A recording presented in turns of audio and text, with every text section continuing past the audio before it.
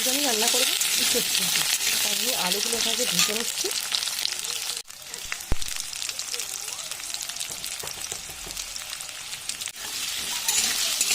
লবণ দিয়ে একটু ভালো করে ইঁচড়টাকে আলুটাকে ভেজে নেবো। আর এই দেখো, এদিকে ইঁচড় কেটে আমি ইঁচড়টাকে প্রেসারে সিদ্ধ করে নিয়েছি। আলু ভেজে তুলে নিয়েছি। ওই তেলে আমি দিয়ে দিচ্ছি জিরে আর শুকনো লঙ্কা ফোড়নে। এবার দিয়ে দিচ্ছি পেঁয়াজ কুচি। পেঁয়াজটা ভালো মতন ভাজা হয়ে গিয়েছে।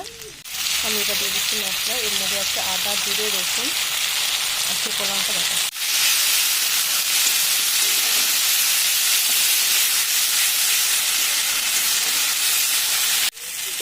দিয়ে দিচ্ছি টমেটো, দিচ্ছি সামান্য পরিমাণ লবণ। বলো।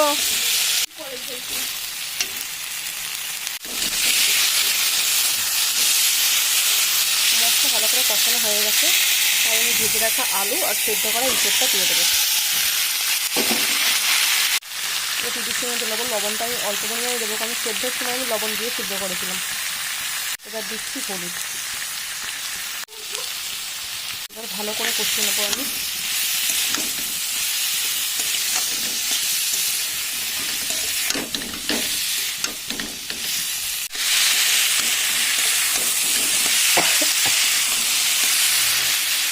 এবার আমি দিয়ে দেবো এর মধ্যে ভেজে রাখা চিংড়ি।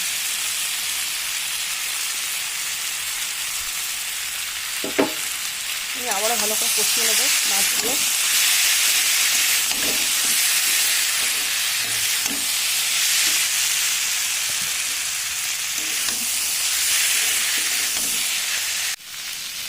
আমি এবার দিয়ে দিচ্ছি এর মধ্যে জল।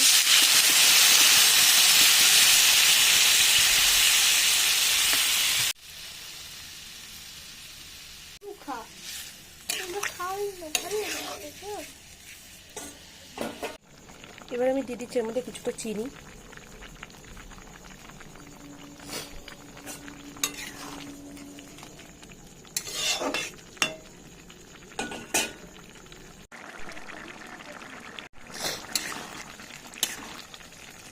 আমি কিন্তু ঝোলটা একদমই শুকনো করবো এটা।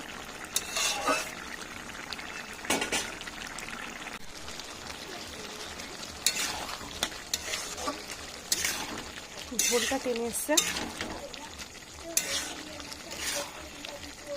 এবারে আমি দিয়ে দেবো এর মধ্যে গরম মশলা।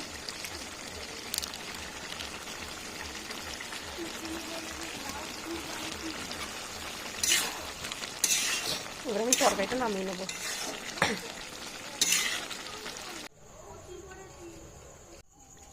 এই দেখো বন্ধুরা, তরকারিটা আমি নামিয়ে নিয়েছি।